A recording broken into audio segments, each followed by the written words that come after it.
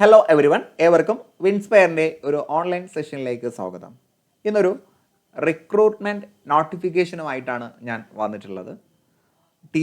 Non teaching പോസ്റ്റുകളുടെ ഒഴിവുകൾ വരുന്നുണ്ട്. ദേശീയ തലത്തിൽ തന്നെ വളരെ കൂടുതൽ നിയമനങ്ങൾ നടക്കുന്ന ഒരു പോസ്റ്റിനെ കുറിച്ചാണ് ഞാൻ പറയാൻ പോകുന്നത്. നിങ്ങൾ കേട്ടിട്ടുണ്ടാകും, EMRS അഥവാ ഏകലവ്യ മോഡൽ റെസിഡൻഷ്യൽ സ്കൂളിലെ 7267 ഒഴിവുകളിലേക്കുള്ള വിജ്ഞാപനം വന്നിട്ടുണ്ട്. ഇത് ദേശീയ തലത്തിൽ നടക്കുന്ന ഒരു പരീക്ഷയാണ്. ഈ പരീക്ഷ കണ്ടക്ട് ചെയ്യുന്നത് national education society for tribal students അഥവാ നെസ്റ്റ് ആണ് ഈ ഒരു എക്സാം കണ്ടക്ട് ചെയ്യുന്നത്. ഏതൊക്കെ പോസ്റ്റിലേക്കാണ് വിജ്ഞാപനം വന്നിട്ടുള്ളത് എന്ന് ചോദിച്ചാൽ, പ്രിൻസിപ്പൽ, PGT, TGT എന്നീ ടീച്ചിങ് പോസ്റ്റുകളിലേക്കും hostel warden, female staff, nurse, junior secretariat assistant, lab attendant എന്നീ നോൺ ടീച്ചിങ് പോസ്റ്റുകളിലേക്കുമാണ് വാക്കൻസി വന്നിട്ടുള്ളത്, ഒഴിവുകൾ വന്നിട്ടുള്ളത്. അപ്പോൾ നിങ്ങൾക്ക് സെപ്റ്റംബർ 19 മുതൽ അഥവാ ഇതിനകം തന്നെ നമുക്ക് രജിസ്ട്രേഷന് വേണ്ടിയുള്ള പോർട്ടൽ ഓപ്പൺ ആയിട്ടുണ്ട്. സോ രജിസ്ട്രേഷൻ ചെയ്യാനുള്ള വെബ്സൈറ്റിൻ്റെ ലിങ്ക് ഞാൻ കമൻറ്റ് ബോക്സിൽ പിൻ ചെയ്യാം. ദെൻ ഒക്ടോബർ 23 ലാസ്റ്റ് ഡേറ്റ് കേട്ടോ. 2025 നോട്ടിഫിക്കേഷനാണ്. എക്സാം നടക്കുന്നത് 2 ടയറായിട്ടാണ്. പ്രിലിംസ് ഉണ്ടാകും. പ്രിലിംസ് പാസ്സാകുന്നവർക്ക് ടയർ 2 സബ്ജക്റ്റ് നോളജ് എക്സാമിനേഷനും അതോടൊപ്പം തന്നെ ഇൻ്റർവ്യൂവും ഉണ്ടായിരിക്കുന്നതാണ്. എക്സാം ഓഫ്ലൈനായിട്ടാണ് നടക്കുന്നത്. സോ ഇതിൻ്റെ വാക്കൻസി എങ്ങനെയാണെന്ന് ചോദിച്ചാൽ, ടോട്ടൽ 7267 വാക്കൻസീസ് ആണ്. പ്രിൻസിപ്പൽ പോസ്റ്റിൽ 225 വാക്കൻസിയും PGT പോസ്റ്റ് ഗ്രാജുവേറ്റ് ടീച്ചിങ് പോസ്റ്റിലേക്ക് 1460, TGTയിലേക്ക് 3962. അപ്പോൾ ഏറ്റവും കൂടുതൽ ഒഴിവുകൾ വരുന്നിട്ടുള്ളത് TGTയിലാണ്, 3962.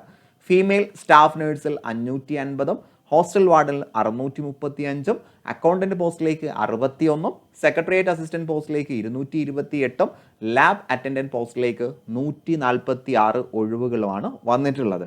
അപ്പോൾ ഒഴിവുകൾ നമ്മൾ മനസ്സിലാക്കി. ഇനി ആർക്കൊക്കെ അപ്ലൈ ചെയ്യാമെന്ന് ചോദിച്ചാൽ, ഓരോ പോസ്റ്റിനും നിശ്ചിതമായിട്ടുള്ള ക്രൈറ്റീരിയ ഉണ്ട്.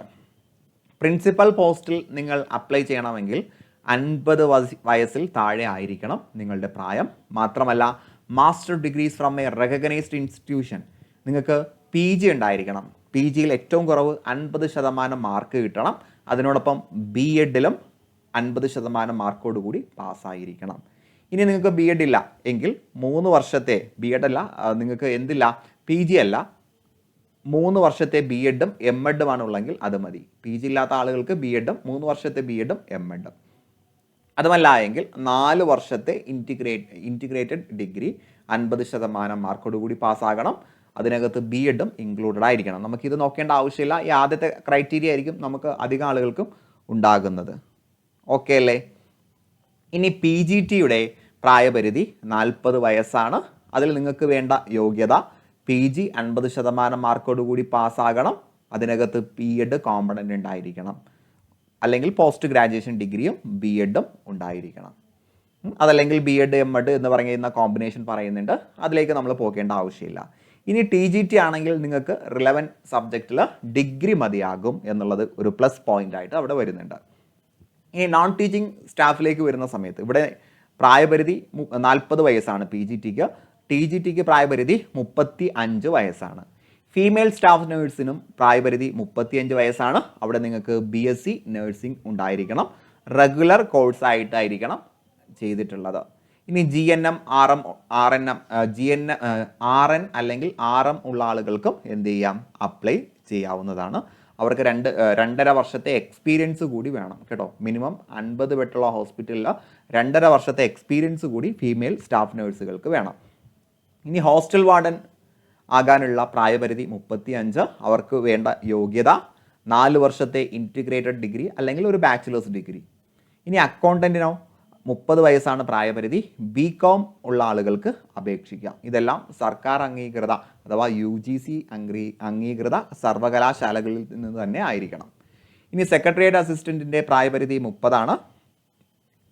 അതിൽ എഡ്യൂക്കേഷണൽ ക്വാളിഫിക്കേഷൻ +2 ആണ് കേട്ടോ, +2 ആണ്. അതോടൊപ്പം തന്നെ ടൈപ്പിംഗ് സ്പീഡ് ഉണ്ടായിരിക്കണം. ഒരു മിനിറ്റിൽ 35 വേർഡ് ടൈപ്പ് ചെയ്യാനുള്ള ടൈപ്പിംഗ് സ്പീഡ് ഉണ്ടായിരിക്കണം. ഇംഗ്ലീഷിലാണെങ്കിൽ 30, അല്ലെങ്കിൽ ഹിന്ദിയിൽ 30 വേർഡ്സ് കേട്ടോ. ഇംഗ്ലീഷിൽ 35 വേർഡ്സോ അല്ലെങ്കിൽ ഹിന്ദി എന്നാണ് കേട്ടോ, 2-1 ആണ് വേണ്ടത്. ഇനി ലാബ് അറ്റൻഡൻറ്റ് പ്രായപരിധി 30 വയസ്സ്, അടിസ്ഥാന യോഗ്യത 10ാം ക്ലാസ്സും അതേപോലെ ലബോറട്ടറി ടെക്നിക്കൽ ഡിപ്ലോമ. ഇപ്പോൾ 10ാം ക്ലാസ് സർട്ടിഫിക്കറ്റ് അല്ലെങ്കിൽ ലബോറട്ടറി ടെക്നിക്കൽ ഡിപ്ലോമ അല്ലെങ്കിൽ +2 സയൻസ് കേട്ടോ, +2 സയൻസ്. അപ്പോൾ 2 യോഗ്യതയാണ് കേട്ടോ, 10ാം class plus laboratory technical diploma അല്ലെങ്കിൽ +2 സയൻസ്. ഇതാണ് ആപ്ലിക്കേഷൻ ചെയ്യാനുള്ള, നിങ്ങൾക്ക് അപ്ലൈ ചെയ്യാനുള്ള വിദ്യാഭ്യാസ യോഗ്യതയും പ്രായപരിധിയും. സോ ഈ പറയപ്പെട്ട കാറ്റഗറിയിലേക്ക് അപ്ലൈ ചെയ്യാൻ ചെറിയൊരു ഫീസ് വരുന്നുണ്ട് കേട്ടോ. പ്രിൻസിപ്പാൾ അതേപോലെ PGT, TGT, non teaching staff പോസ്റ്റുകൾക്ക് അപ്ലൈ ചെയ്യാൻ സ്ത്രീകൾക്കും SC, ST, PWD കാറ്റഗറിയിലുള്ള കാൻഡിഡേറ്റ്സിനും 500 രൂപയാണ്. സ്ത്രീകൾക്കും അതുപോലെ തന്നെ SC, ST കാറ്റഗറിയിലുള്ള ആളുകൾക്കും PWD കാറ്റഗറിയിലെ ആളുകൾക്കും 500 രൂപ. ഇനി അതർ കാറ്റഗറീസിലുള്ള ആളുകൾക്ക് 2500 രൂപ. പ്രിൻസിപ്പൽ പോസ്റ്റ് ആണെങ്കിൽ 2500, PGT ടീച്ചിങ് പോസ്റ്റുകളാണെങ്കിൽ 2000, നോൺ ടീച്ചിങ് പോസ്റ്റുകളാണെങ്കിൽ 1500. ഇങ്ങനെ ആപ്ലിക്കേഷൻ ഫീ കൂടി വരുന്നുണ്ട് എന്ന് മനസ്സിലാക്കുക. ഓക്കെ അല്ലേ? സോ ഇതാണ് നമ്മുടെ പോസ്റ്റിനെ കുറിച്ചുള്ള ഏകദേശ ധാരണ. നല്ല സാലറി, അതാത് പോസ്റ്റുകൾക്ക് അനുസൃതമായിട്ടുള്ള സാലറി പാക്കേജ് ഉണ്ട്. ഞാൻ അതിലേക്ക് പോകുന്നില്ല. നിങ്ങൾക്ക് ആവശ്യമാണെങ്കിൽ ഓരോ പോസ്റ്റുകളുടെയും സിലബസ് കൂടി ഞാൻ അടുത്തൊരു വീഡിയോയിൽ ഡിസ്കസ് ചെയ്യാം. അപ്പോൾ നിങ്ങൾ ഈ പറയപ്പെട്ട പോസ്റ്റുകൾക്ക് അർഹരായിട്ടുള്ള ആളുകളാണ് എങ്കിൽ, യോഗ്യതയുള്ള ആളുകളാണെങ്കിൽ, നിങ്ങൾ എഴുതാൻ തയ്യാറാണെങ്കിൽ മാത്രം ഈ പോസ്റ്റിലേക്ക് നിങ്ങൾ അപ്ലൈ ചെയ്യുക. കൂടുതൽ പോസ്റ്റുകളും സർക്കാർ മേഖലയിലെ പോസ്റ്റുകളും വിവരങ്ങളുമായിട്ട് നമുക്ക് വീണ്ടും അടുത്തൊരു വീഡിയോയിൽ കണ്ടുമുട്ടാം. അതുവരേക്കും wish you good luck and good bye.